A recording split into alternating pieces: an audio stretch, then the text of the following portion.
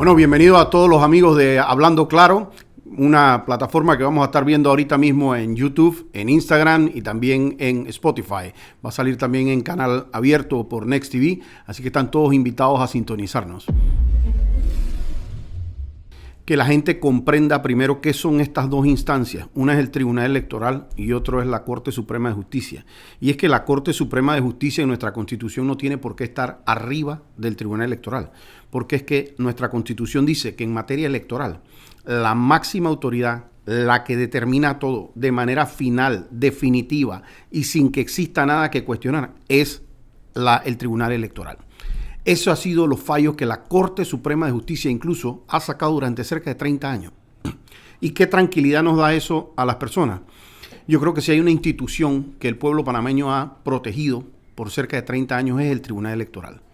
Y ustedes imagínense que cualquier decisión del Tribunal Electoral pudiera ser revisada por el órgano judicial. Entonces el Tribunal Electoral dejaría de tener ningún efecto, que su único objeto de existir realmente es ser el regente de todo lo que tiene que ver con la parte electoral.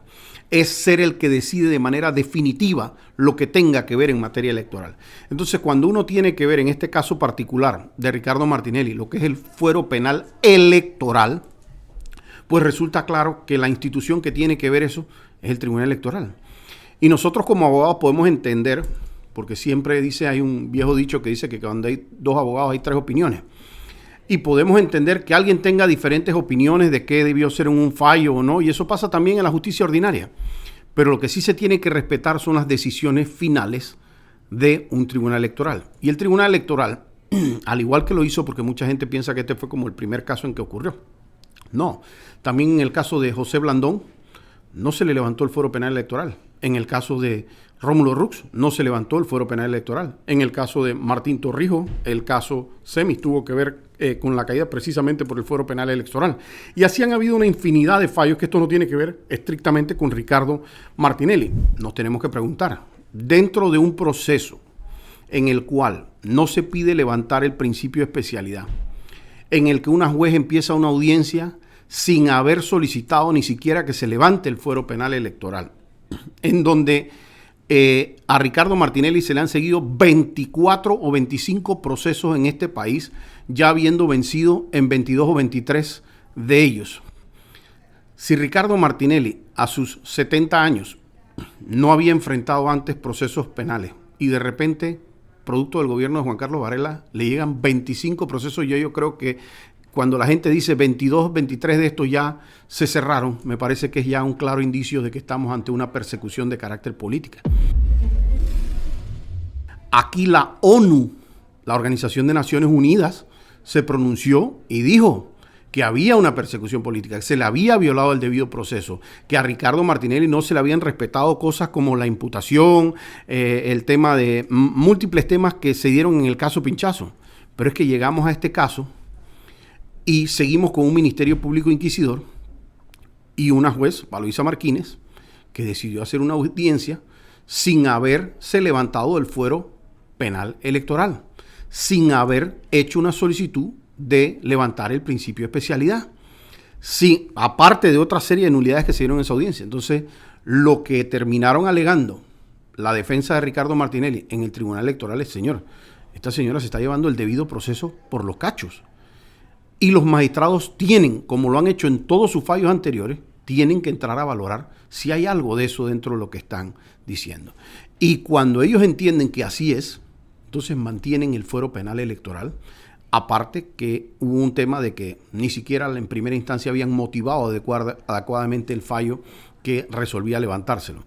Entonces yo creo que, cumplido ese propósito, la gente tiene que entender que puede gustarles la decisión a uno, puede no gustarles a uno, pero las decisiones del Tribunal Electoral deben ser finales, en cuyo caso cabría un recurso de reconsideración que no se puso.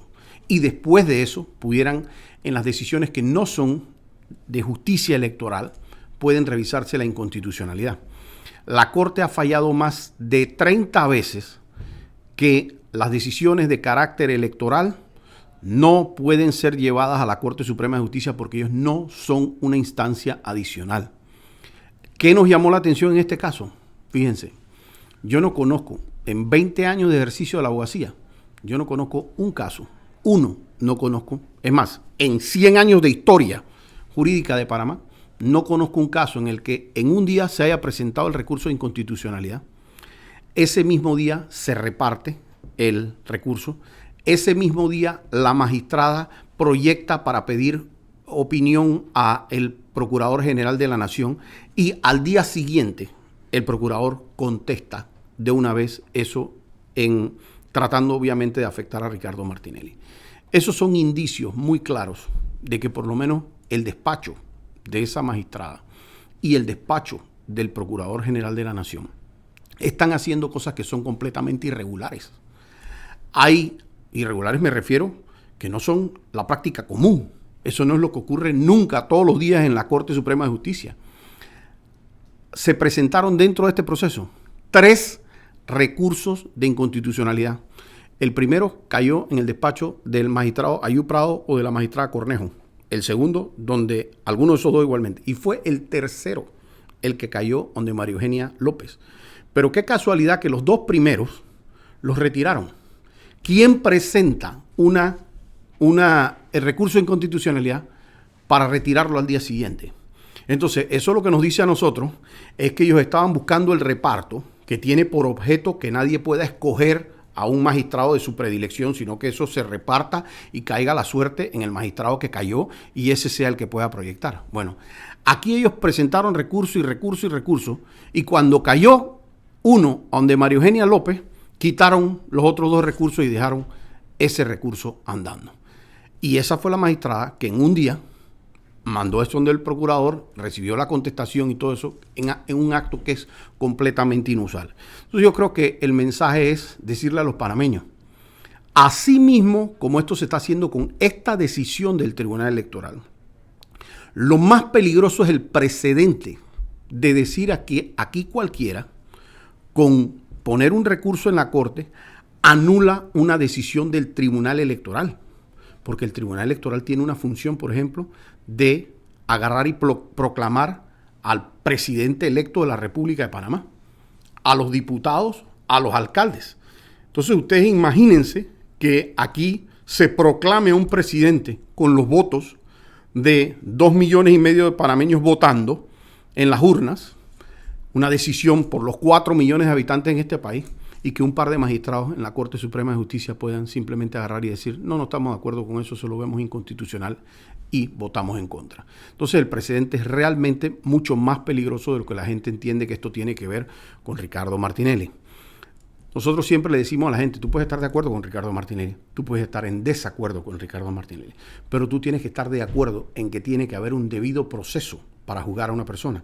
Eso es lo mismo que alguien me dijera a mí, no, es que como yo no gusto de Varela o no gusto de él, ¿sabes qué? Vamos a meterlo preso sin que tenga derecho a un juicio, sin que tenga que ver un juez. Yo no pudiera avalar eso aunque deteste al hombre, porque yo estoy consciente que si yo me llevo los juicios, si me llevo el proceso por los cachos, el día de mañana puede ser cualquier otro el que está bajo esa circunstancia.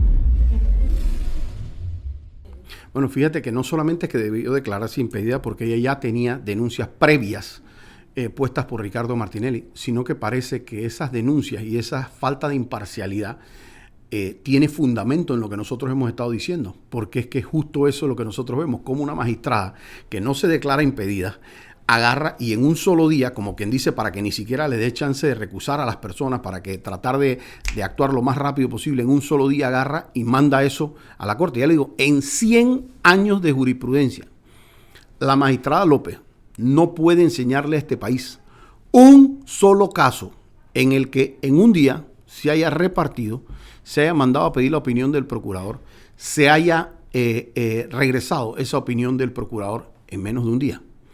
Entonces, lo que nos llama la atención es que eso se permita y los otros 8 magistrados tienen un deber muy importante con este país, porque es que nosotros no podemos permitir que los temas personales porque la magistrada ha sido querellada por Ricardo Martinelli o ha sido denunciada por Ricardo Martinelli y resulta ser que porque ella tiene antagonismo con Ricardo Martinelli, ella diga, ¿sabes qué? Vamos a llevar este proceso a balazo, como decimos en buen panameño, y los otros 8 magistrados se queden como simples espectadores. Ellos tienen que decir, señora magistrada, esto no se ha hecho nunca así. De hecho, nosotros nunca hemos admitido una inconstitucionalidad contra decisiones del Tribunal Electoral, y mucho menos ponerlos a correr en la forma en que usted lo está haciendo. Porque la Corte Suprema de Justicia, con todo lo bueno, lo malo que ha tenido, si algo ha tenido es una historia de respetar las decisiones del Tribunal Electoral. Y si aquí no se respeta las decisiones del Tribunal Electoral, entonces yo creo que este es un momento para que la gente, los que defienden la democracia, se pronuncien, hablen fuerte, pueden decir estoy o no de acuerdo con una decisión del Tribunal Electoral, vuelvo y digo, pero no pueden decir échense por la borda la institucionalidad. O sea, las decisiones del Tribunal Electoral se tienen que respetar. Y nosotros tenemos un Tribunal Electoral que se ha defendido por la gente por cerca de 30 y tantos años, que se ha llevado. La gente hemos estado de acuerdo con decisiones, hemos estado en desacuerdo con decisiones, pero hemos dicho, se respetan esas decisiones. Sí, 100%. Mantiene el fuero y debe mantenerlo, y a pesar de la decisión cualquiera que se tome en la Corte, eso debe volver a una revisión en todo caso de los magistrados del Tribunal Electoral. O sea, el fuero lo mantendría.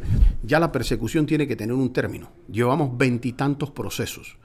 Y Ricardo Martinelli tiene una forma en que se le puede procesar y una no. A Ricardo Martinelli el Tribunal Electoral no le dio un principio de especialidad. Eso se lo dio la ley. El Tribunal Electoral lo que dijo fue, oye, él tiene un principio de especialidad que nosotros como magistrados estamos viendo. Pero no fue que el Tribunal Electoral se lo dio, como mal han querido decir en los medios. Y ese principio de especialidad no es algo nuevo.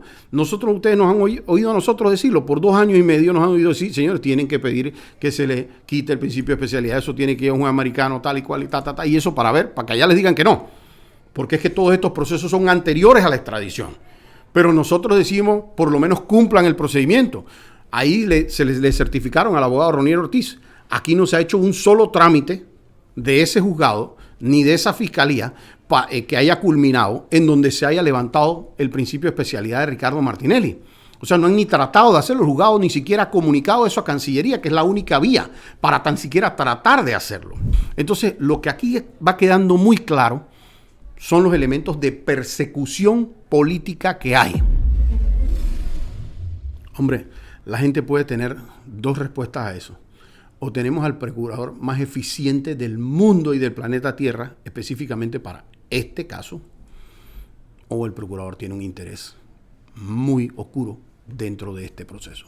Y yo creo que la gente se lo tiene que contestar, porque en el resto de los casos, el procurador no ha actuado con esa velocidad. Si el procurador tuviera esa misma velocidad en todos los otros casos, entonces mi opinión fuera la primera. Tenemos el procurador más eficiente de todo el planeta Tierra.